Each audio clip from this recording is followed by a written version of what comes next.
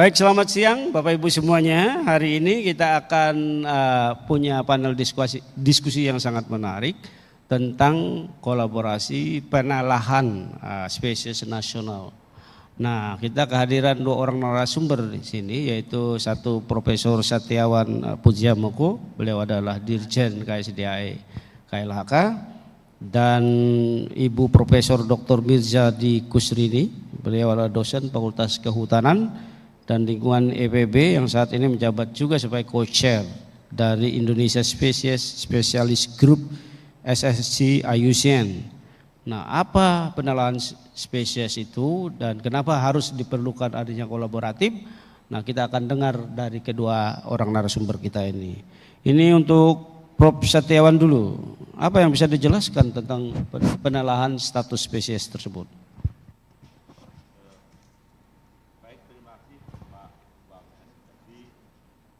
Untuk penelahan status konservasi spesies, kita menggunakan kriteria yang disusun oleh IUCN. Saya kira ini adalah kriteria yang cukup komprehensif untuk mengetahui terutama perubahan abundance atau kemelimpahan spesies dan distribusinya. Nah, status konservasi ini dilihat dari apakah misalnya populasi spesies menurun dalam jangka waktu tertentu dan apakah range habitatnya mengalami penyempitan atau penambahan.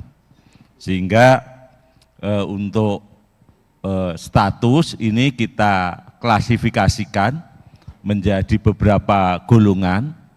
Yang pertama tentu adalah spesies yang telah mengalami kepunahan atau extinct di alam atau betul-betul memang extinct, jadi di alam tidak ada, di penangkaran juga tidak ada.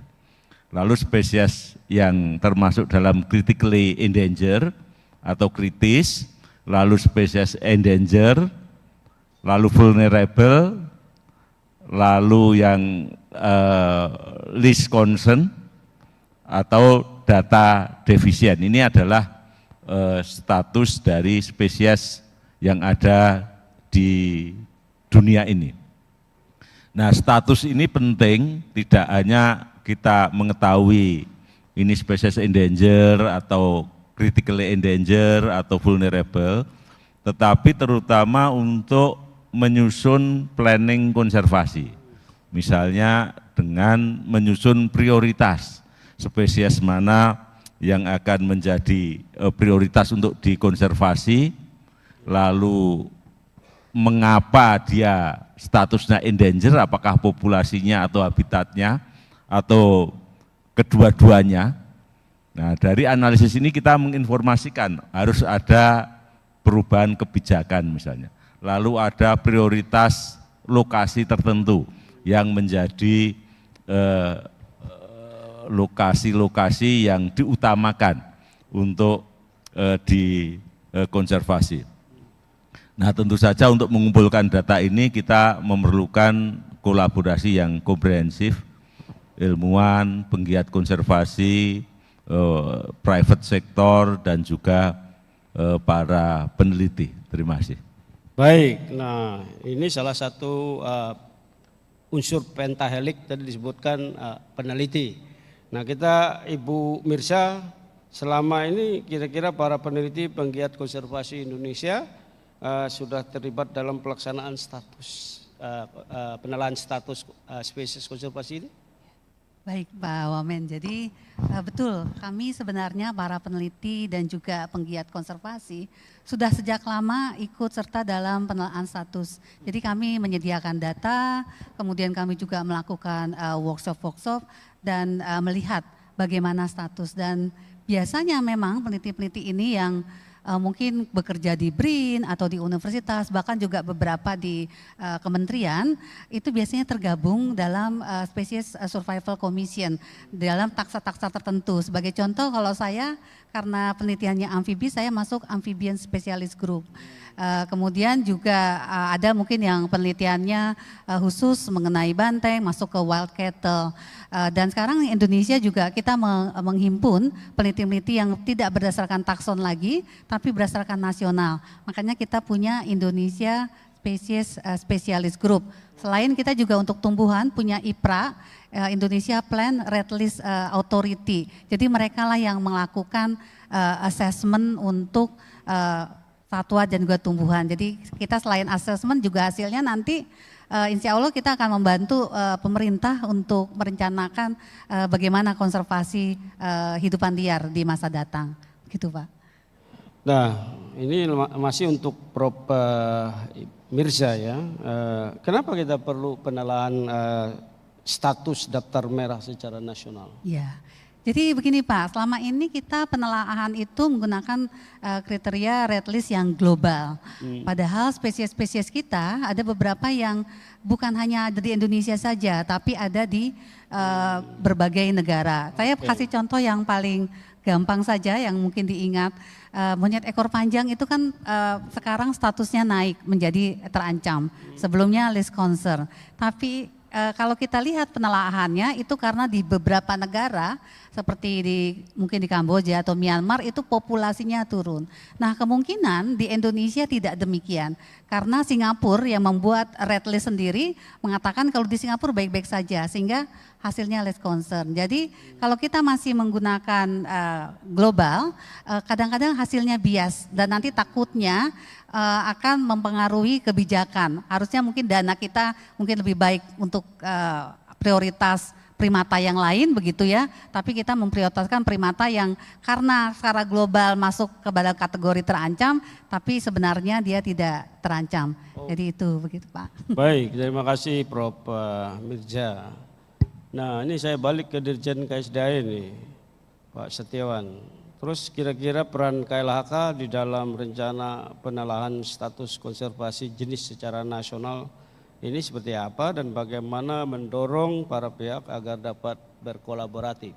Ya, terima kasih Pak Wamen. Jadi untuk kita melakukan telaah status konservasi satwa liar atau tumbuhan, ini kita menyadari bahwa spesies kita itu jumlahnya puluhan ribu dan jumlahnya tersebar dari Sabang sampai Merauke, itu adalah pusat-pusat kehati semua. Yang pertama untuk telaah ini tentu kita di internal KLHK, di KSDAE, UPT Taman Nasional, BKSDA dan lain sebagainya, ini kita mulai dengan mereka diharapkan mampu mengenal jenis, lalu juga mampu melakukan inventarisasi dengan metode-metode yang standar. Dan ini juga sudah kita lakukan dengan resort based management misalnya, sehingga database untuk spesies itu ada di UPT, baik Taman Nasional maupun BKSDA, yang nanti dikumpulkan di pusat. Dari database itu akan kita tentukan sebaran dan populasinya. Itu dari kami. Lalu yang kedua, ada pegiat-pegiat konservasi satwa liar misalnya, dan mereka sebagian sudah punya sistem informasi yang sangat bagus.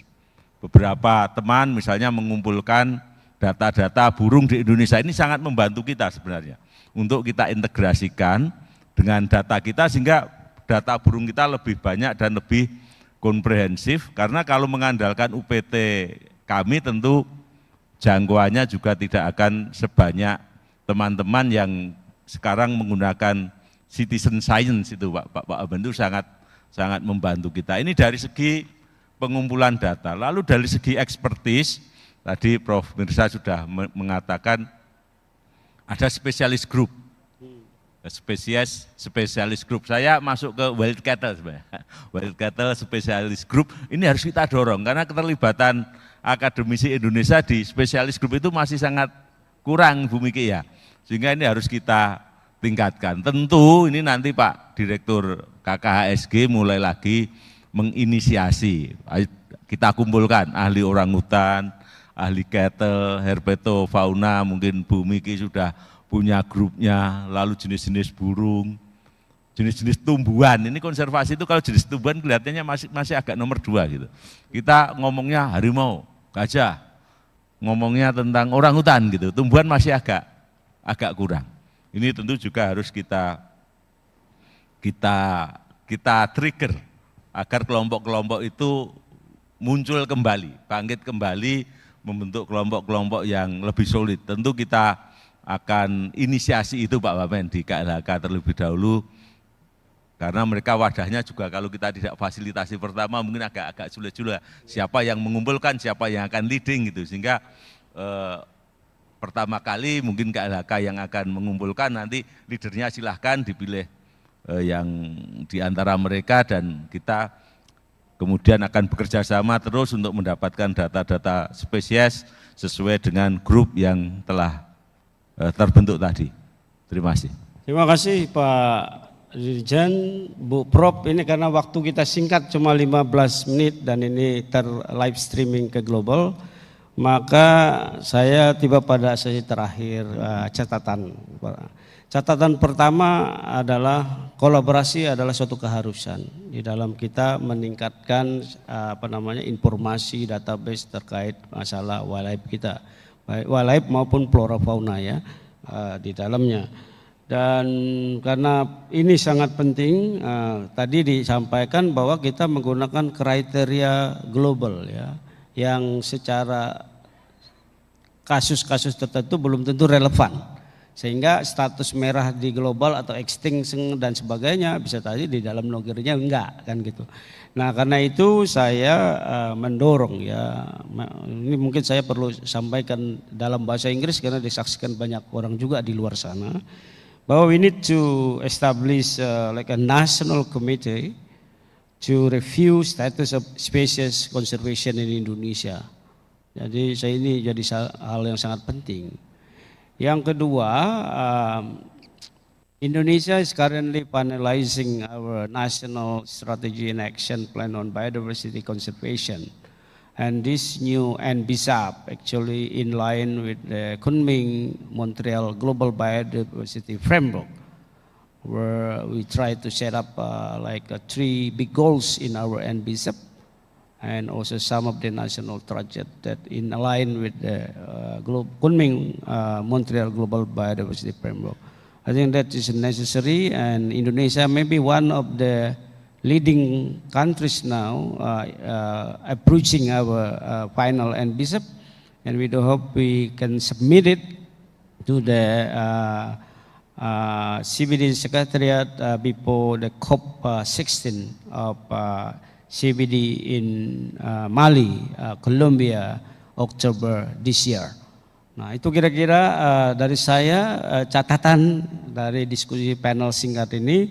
Semoga bermanfaat dan terima kasih atas perhatian semuanya. And also I would like also to thanks the IUCN Global for doing this live streaming from Indonesia, and we do hope the other part of the countries or other worlds can learn from what we have doing here in Indonesia. Thank you very much and very good day to all of you all over the world. Thank you.